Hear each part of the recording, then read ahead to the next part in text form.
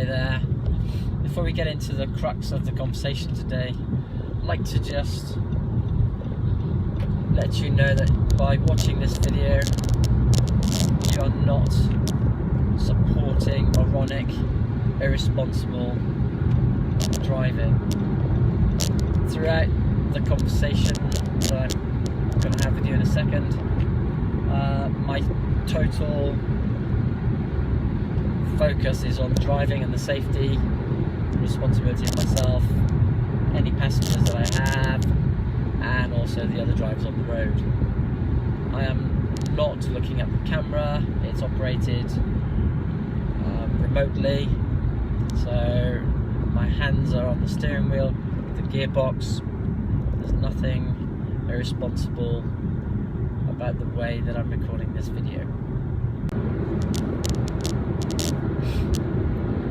So let's have a quick look at blood glucose levels, but more importantly, not how we can lower them, but what causes them in the first place. And there's some evidence and research coming out of Israel that's been out for a couple of years now that looked at a group of people and their individual responses to certain foods, and the certain foods were, I think it was bananas and cookies.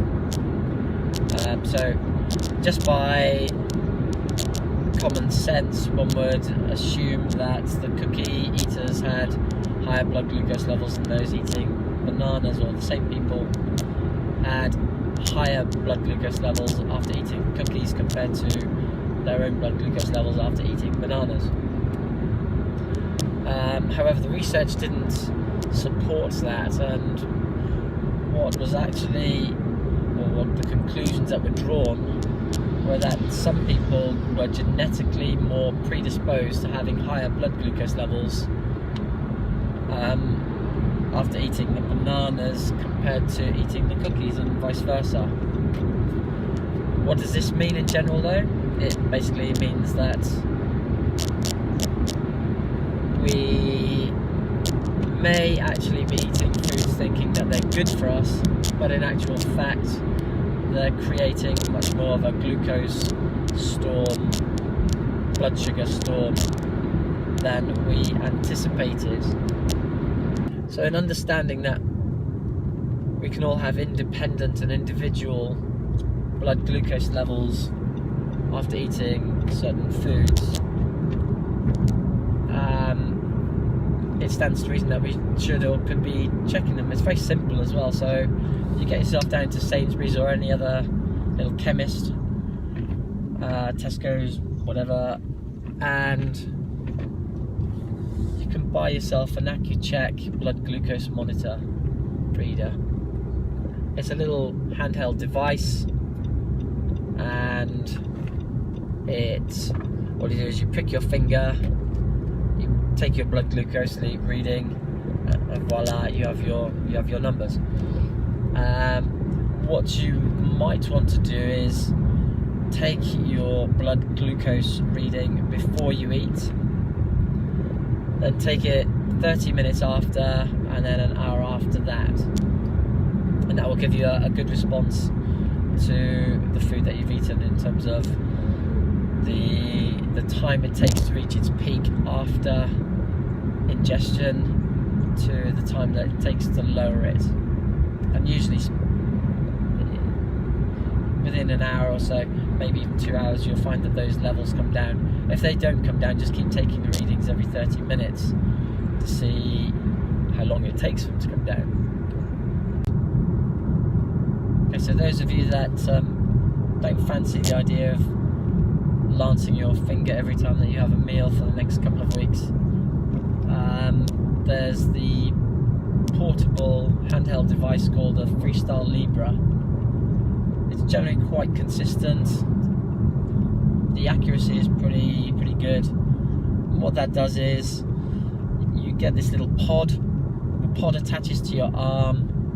It doesn't hurt when you put it on there, and it just measures the subcutaneous fluid levels, and they work an algorithm off it, which is pretty accurate. And from that, every single time that you touch the pod with the handheld reader, you get a blood glucose reading. So it takes away the need to measure before you eat, just after you eat, 30 minutes after, an hour after, and so forth. You can just continue measuring it for as long as you like. And in my experience, what tends to happen is you get a bit fixated with it and you take measurements every 20 minutes or so. And then it kind of wears off, and then you get used to using it for what you're actually supposed to be using it for. So it's very good at then showing you which foods you tolerate better than others and which ones you have higher or lower blood glucose responses, and that way you can directly manipulate your diet to help maintain a decent lowish blood glucose level, and that way you'll be far better at utilizing your body fat than you would be if you were consistently having high blood glucose levels after eating foods that you thought or once thought wouldn't elicit such a high number.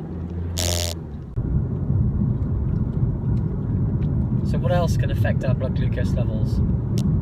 One, activity or exercise and the choices that we make with it. So we've got slow, steady state endurance exercise, which has been shown to reduce blood glucose levels in the short, intermediate, and long term. And then we've got our high intensity, say, HIIT exercises, which have been shown in the short and interim period to be blood glucose elevating because it's more of a stressor and other things, but in the short term it raises it, but in the long term it helps with the muscles' sensitivity to glucose and its uptake of glucose. So in the long term it's been shown to aid in lowering blood glucose levels.